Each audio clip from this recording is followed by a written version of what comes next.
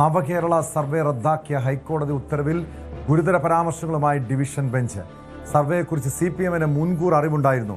പാർട്ടിക്ക് ഇതെങ്ങനെ അറിയാൻ സാധിച്ചെന്ന് കോടതി ചോദിച്ചു. ഇക്കാര്യത്തിൽ വിശ്വസനീയമായ വിശദീകരണം നൽകാനായില്ല.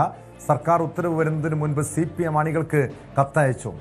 ആക്ഷേപത്തിൽ നിന്ന് ഒഴിഞ്ഞുമാറുന്ന മറുപടിയാണ് പാർട്ടി സെക്രട്ടറിയിൽ നിന്നും ഉണ്ടായത്. ഇത് ഹർജിക്കാരുടെ ആരോപണത്തിന് ബലം നൽകുന്നുവെന്നും ഹൈക്കോടതി ചൂണ്ടിക്കാട്ടുന്നു. വിവരങ്ങളുമായി ഞങ്ങളുടെ നിയമകാര്യ ലേഖകൻ അഡ്വക്കേറ്റ് CN പ്രകാശ് ചേരുന്നുണ്ട്. അഡ്വക്കേറ്റ് CN പ്രകാശ്, ഈ നവകേരള സർവേ റദ്ദാക്കിയതുമായി ബന്ധപ്പെട്ട് ഹൈക്കോടതി എന്തൊക്കെ കാര്യങ്ങളാണ് ചൂണ്ടിക്കാണിക്കുന്നത്?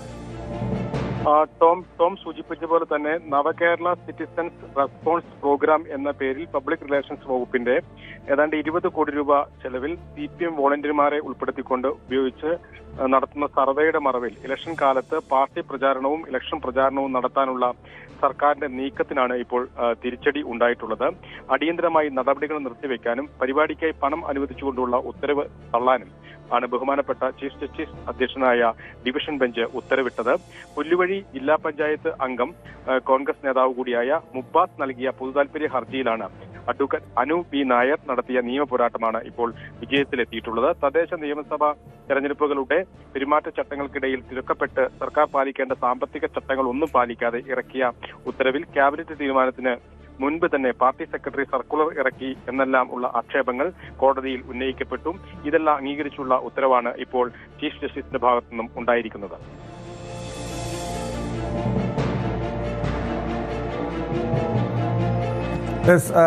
അഡ്വക്കേറ്റ് CN പ്രകാശ്, സർക്കാർ ഇതുമായി ബന്ധപ്പെട്ട് സർക്കാരിന്റെ അടുത്ത നീക്കം എന്തായിരിക്കും? കാരണം നവകേരള സർവേ തന്നെ റദ്ദാക്കിയ നടപടിയുണ്ട്. സർക്കാരിന് വലിയൊരു തിരിച്ചടി കൂടിയാണത്. സ്വാഭാവികമായി ഇതേ തുടർന്ന് സർക്കാരിന്റെ ഭാഗത്ത് നിന്ന് എന്ത് നടപടികളായിരിക്കും, നീക്കങ്ങളായിരിക്കും ഉണ്ടാവുക?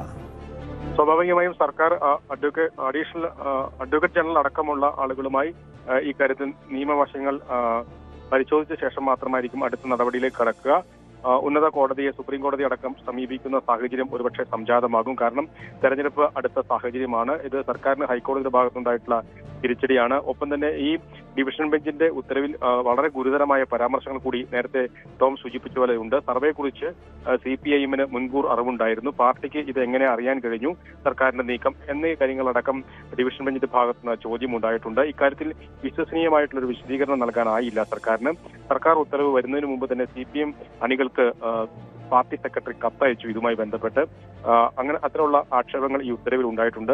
അതുകൊണ്ട് ഹർജിക്കാരുടെ ആക്ഷേപങ്ങൾക്കും ആരോപണങ്ങൾക്കും ബലം നൽകുന്ന കാര്യങ്ങളാണ് പുറത്തു വന്നിട്ടുള്ളത് എന്നും കോടതി നിരീക്ഷിക്കുന്നുണ്ട്. സ്വാഭാവികമായി സർക്കാർ ഇതിന്മേൽ അപ്പീൽ പോകാനുള്ള സാധ്യത വളരെ കൂടുതലാണ്.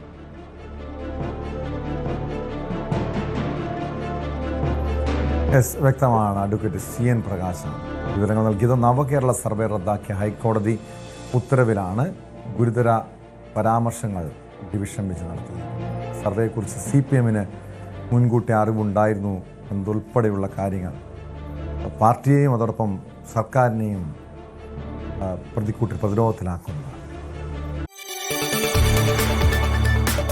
കൂടുതൽ വാർത്തകൾക്ക് News 18 Keralam YouTube channel subscribe ചെയ്യുക.